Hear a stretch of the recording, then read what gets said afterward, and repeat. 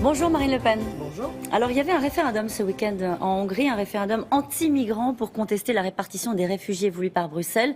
98% ont voté contre l'accueil des migrants, mais Viktor Orban n'a pas obtenu le quorum, comme on dit, c'est-à-dire 50% de participation à ce vote. Comme vous, j'allais dire, il fait le pari de l'exaspération vis-à-vis des migrants. C'est donc une victoire pour l'Europe ce matin. Ah bon 95% de gens qui s'opposent au fait que ce soit l'Union européenne qui décide de la politique migratoire dans un pays, parce que vous dites que c'est un référendum anti-migrant. La réalité est plus complexe que celle-là et peut-être même plus fondamentale. La question qui était posée aux Hongrois était la question de savoir qui doit décider la politique migratoire. Est-ce que c'est la Commission européenne ou est-ce que c'est le Parlement hongrois? Oui, mais d'accord, mais on est au cœur de la souveraineté des nations. Or, 95% des Hongrois qui ont voté ont dit « nous souhaitons maîtriser notre destin, nous souhaitons avoir le dernier mot ». Alors, ça n'a pas marché, il n'y a pas eu suffisamment de votants pour que ce référendum soit donc validé. Oui, c'est un échec pour Viktor Orban, c'est pas grave. Mais... Madame Roux, vous voulez qu'on parle d'échec? Alors je vais vous rappeler qu'il y a plus de gens qui ont voté lors de ces référendums que de gens qui ont voté lors du référendum en Hongrie sur l'adhésion de la Hongrie à l'Union européenne. Vous voyez, et à l'époque, l'Union européenne n'a pas fait la fine bouche. Elle a accepté cette adhésion, même si moins de 50% des Hongrois avaient voté. Je rappelle également que 29% seulement des Hongrois ont voté lors des dernières élections européennes. Donc qu'est-ce qu'il change, ce scrutin, en réalité? Mais il change la problématique, encore une fois, de la souveraineté nationale.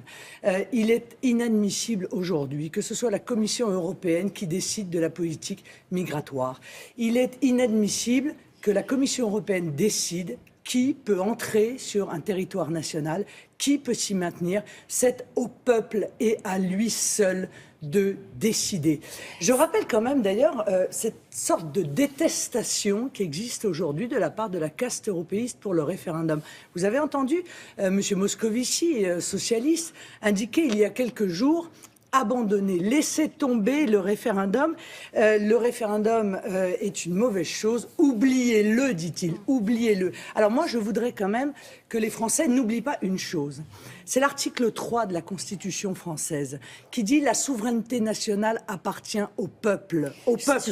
Qui l'exerce. Non, mais attendez, laissez-moi terminer. Qui l'exerce par ses représentants et par la voie du référendum. Alors, il ne faut pas oublier ça, car oublier la voie du référendum, c'est oublier 50% du fondement de la démocratie française. J'entends ce que vous dites, sauf que ce vote-là, on a à un moment donné donné la possibilité au peuple hongrois de se prononcer, qu'ils l'ont fait, et que ce référendum n'aura servi à rien. C'est dangereux, les référendums aussi. Madame, moi je ne crois pas. Moi je n'ai pas peur du référendum parce que je n'ai pas peur du peuple. À la différence de tous ceux de la classe politique, de Nicolas Sarkozy à François Hollande, je n'ai pas peur du peuple parce qu'il est, encore une fois, le seul souverain. Quelle est la réalité aujourd'hui? C'est que si l'intégralité des pays de l'Union européenne était interrogée sur la politique de la Commission qui leur impose des migrants, l'intégralité des peuples dirait non. Nonobstant le fait, et ça je ne suis pas sûre que les Français le sachent, qu'on est en train aujourd'hui de délivrer, la Commission envisage de délivrer des cartes bleues aux migrants en Turquie pour qu'ils aient un pécule au moment où, je vous rappelle, en France, les APL vont être soumis à un certain nombre de conditions pour les étudiants et au moment où on vient de geler pour la deuxième année consécutive... On distribue des cartes bleues avec des comptes en banque. À la deuxième année consécutive, on vient de geler la revalorisation des retraites. Voilà, donc, alors que nous savons que les retraites sont pour beaucoup très petites dans notre pays. Oui, madame, on va donner effectivement une carte bleue avec un compte en banque. Quand on sait le nombre de Français qui sont interdits bancaires compte tenu de la précarisation généralisée en France, oui, on se dit honnêtement qu'on trouve que les efforts devraient plutôt porter sur nos propres compatriotes. En France, comment on fait? Certains élus ont la tentation de la consultation. Comme vous dites, à Alex, dans la Drôme, l'État a ouvert un centre d'accueil et d'orientation avec 50 migrants. Le maire a dû renoncer au référendum local, tout simplement parce que c'est la loi. Le tribunal administratif de Grenoble s'est opposé à cette consultation. Il y a beaucoup de maires Front National qui sont engagés dans cette bataille-là contre les centres d'accueil et d'orientation pour les migrants.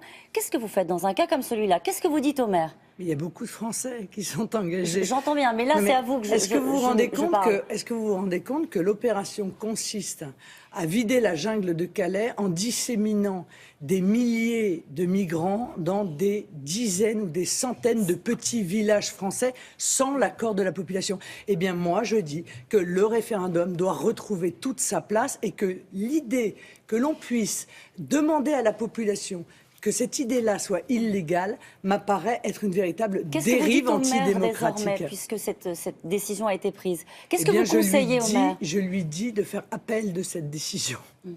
Alors, le maire Front National de Hayan, Jean Mogel, souhaite expulser le Secours populaire, on a beaucoup parlé ce week-end, d'un local municipal parce que l'association pratique selon lui une propagande pro-migrants. Une pétition est en ligne, elle a réuni en 2 jours 7000 signatures.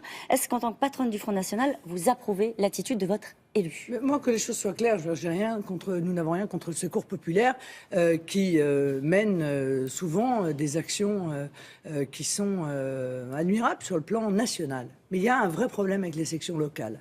Des sections locales qui souvent sont extrêmement politisées, qui en réalité ne font pas d'humanitaire, qui font de la politique. C'est ainsi, par exemple, qu'à Hénin-Beaumont, le local du Secours populaire, il y avait une affiche du Front de gauche. Voilà. Donc on ne peut pas tout mélanger. Et à partir du moment où une association réclame un financement de la part d'une municipalité ou alors un logement gratuit, eh bien il faut qu'il s'applique la neutralité. C'est important. C'est, je crois, ce que réclament les Français. Vous savez ce que les associations humanitaires doivent faire de l'humanitaire. Manuel Valls dit qu'avec cette histoire, vous révélez votre vrai visage, le vrai visage du Front National, cynique et antipopulaire. Je crois que Manuel Valls a révélé le sien de vrai visage, en l'occurrence, lorsqu'il considère que le Front National est un ennemi. Il n'a pas dit un adversaire, un ennemi.